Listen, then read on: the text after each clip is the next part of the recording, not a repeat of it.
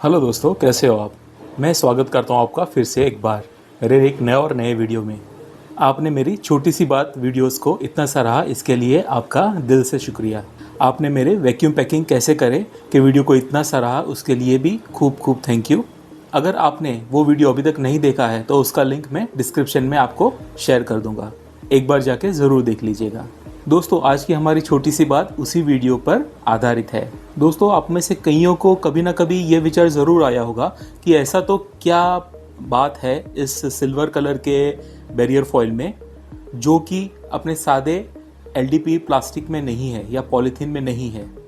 इसे ही specially vacuum packing के लिए क्यों यूज़ किया जा रहा है, और क्या मैं उस बैरियर फॉइल वैक्यूम पैकिंग के जितना ही थिकनेस वाला मेरा कोई सादा एलडीपीई प्लास्टिक या पॉलीथीन ले लेता हूँ तो क्या काम नहीं चलेगा मेरा।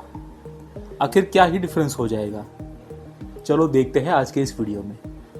तो आइए आज एकदम शॉर्ट में, सिंपल में और एक स्कीमेटिक डायग्राम के हेल्प से हम देखते हैं कि सादे एलडीपीई पॉलीथीन में और बैरियर फॉइल में क्या डिफरेंस है और क्यों प्रेफर किया जाता है barrier foil, moisture barrier aluminium foil को वैक्यूम पैकेजिंग में। इसके पहले बता दूं, मेरा नाम है परिमल मारू, चैनल का नाम है प्रोटेक्टिव पैकेजिंग। मैं आपके पैकेजिंग करने और ख़रीदने के एक्सपीरियंस को बेहतर करना चाहता हूं। अगर आप मेरे चैनल पर पहली बार आए हैं या आप तक सब्सक्राइब नहीं किया है तो ज़रूर ही सब्सक्राइब कर देना।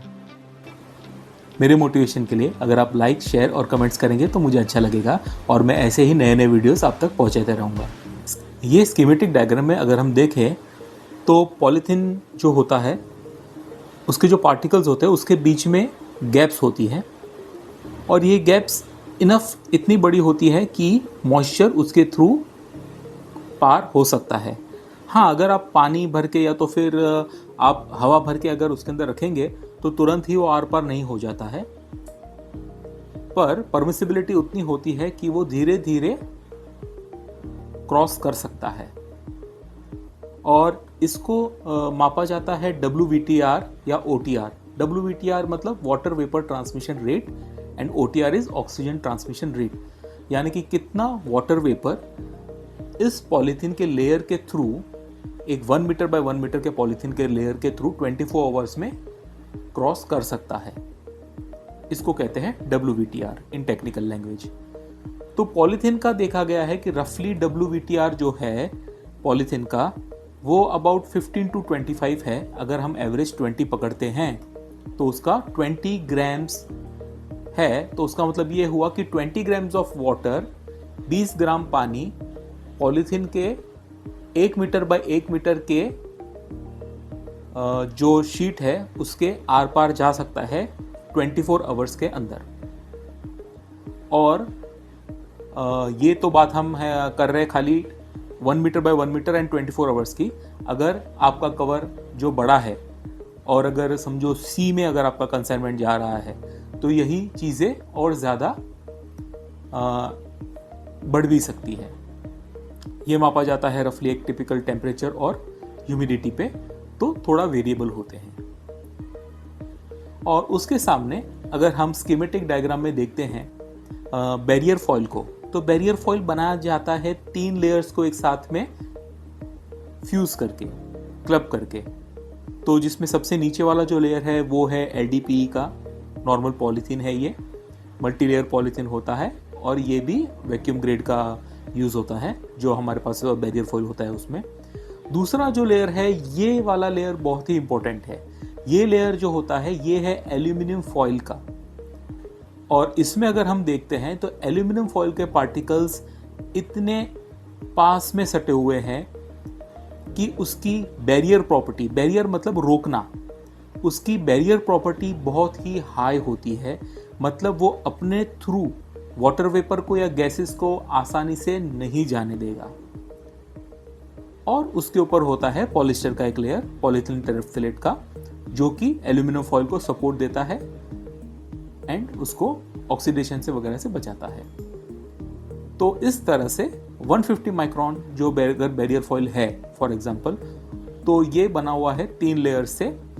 और इसका अगर हम देखें WVTR यानी कि वाटर वेपर ट्रांसमिशन रेट, तो इसका रफली देखा गया है less than 1। On an average 0.5 grams और लेस, यानी कि आधे ग्राम या उससे भी कम water vapour 1 metre by 1 metre के बैरियर फॉइल से आसपास क्रॉस कर सकता है 24 आवर्स में। तो एज कम्पेयर टू अगर हम कंपेयर करें यही चीज़ पॉलीथीन में, तो पॉलीथीन का WTR अगर हम याद करते हैं तो कितना था, अबाउट 20, और उसके सामने ये 0.5 ग्राम से भी कम है। तो इतना बड़ा डिफरेंस होता है बैरियर प्रॉपर्टी में एक नॉर्मल पॉलीथीन के और barrier foil, aluminium barrier foil के प्रॉपर्टी में। तो अभी हम समझ सकते हैं कि वैक्यूम पैकिंग में हम बैरियर फॉइल को क्यों ज़्यादा प्रेफरेंस देते हैं, क्योंकि एक बार पैक होने के बाद में बाहर से कोई भी एक्स्ट्रा का वाटर वेपर या गैसेस उसको अंदर आने के लिए रोकता है। इफ़ यू आर यूजिंग, अगर हम बैरियर फॉइल यूज़ कर रहे हैं तो, और उसके सामने अगर सादा पॉलीथीन अगर हम यूज़ करेंगे तो देयर आर चांसेस के मॉइस्चर अंदर आ जाए, और यही जो मॉइस्चर अंदर आएगा वही कारण बनता है मॉइस्चर रिलेटेड डैमेजेस का। फिर वो डैमेजेस चाहे कोरोजन हो सकता है, रस्टिंग हो सकता है ना, या तो फिर फंगस रिलेटेड डैमेजेस हो सकते हैं, या तो फिर इलेक्ट्रॉनिक्स में शॉर्ट सर्किट के डैमेजेस भी हो सकते हैं। So there are an number of damages, कई सारे डैमेजेस मॉइस्चर रिलेटेड जो भी डैमेजेस है वो हो सकते हैं। इसलिए हमेशा प्रेफर किया जाता है कि we use barrier foil for vacuum packing. Vacuum packing में बैरियर फॉइल यूज़ किया जाता है as compare to normal polythene. दोस्तों, ये मॉइस्चर एल्यूमिनियम बैरियर फॉइल जो होता है ये भी कई टाइप का और अलग अलग थिकनेसेस में आता है। अगर आपको इसके प्रोक्योरमेंट में या वैक्यूम पैकिंग करने के लिए अगर आपको ये खरीदना है, इसमें कोई आपको मेरी हेल्प चाहिए तो मुझे ज़रूर ही बेझिझक याद कीजिएगा। आपकी हेल्प करने में मुझे बेहद खुशी होगी। मैं मेरे व्हाट्सएप के लिंक नीचे शेयर कर दूंगा, तो आप मुझे व्हाट्सएप पे कांटेक्ट कर सकते हो। तो आज के वीडियो को हम यहीं विराम देते हैं। तो तब तक के लिए बाय, फिर मिलेंगे किसी ऐसी ही एक छोटी सी बात के साथ। Bye bye.